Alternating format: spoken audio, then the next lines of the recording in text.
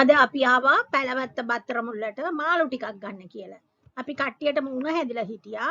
ඉතින් කණ්ඩ හරිම අප්පිරියයි. හිතුණා ඔලු ටිකක් කරගෙන මේ ඉව්වනම් බතුත් එක්ක හොඳට කන්න පුළුවන් කියලා. ඒක නිසා අපේ වාසනාවන්තකමටද කොහෙද අද පරාව ඔලුයි තෝර ඔලුයි තිබුණා දෙකම ගත්තා.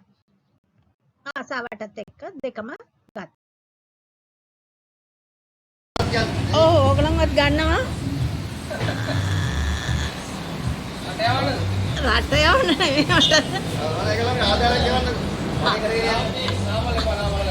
මෙන්න ගණන් දාලා තියෙනවා. අපි සාමාන්‍යයෙන් ඔලු ගන්න හරි ආසයි. ඉතින් අද පරවලුයි තෝරවලුයි ගත්තා.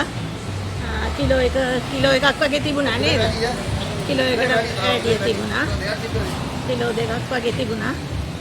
ඉතින් හොඳයි. මෙතන සාලයෝ තියෙනවා. ලාභම එක මම හිතන්නේ සාලයෝ වෙන්නේ නැති නේ. ගණන් මේක? ඔව්. ගණන්ම මාළු මොකද? තෝර මාළු තමයි ගණන්.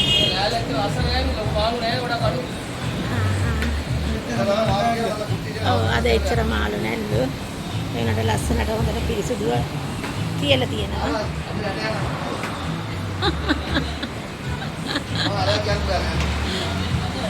අනිත් පැත්තේම ළඟම තියෙනවා මේ එළවලු කඩ. එතන පළතුරුත් තියෙනවා මම හිතන්නේ. ඔව් මෙතන ඔව් චිකනුත් තියෙනවා. ඉතින් සේරම මෙතන මස් මාළු සේරම එකට ගන්න පුළුවන්. එළවලුත් මෙතන නැවතුවත් ගන්න පුළුවන්. මෙන්න ලොරි එකකින් ඇවිල්ලා මාළු බාන්නද කොහෙද ලොරි එකකින් එන්නේ. හා? නෑ ඔව්. ඉතින් එච්චරයි.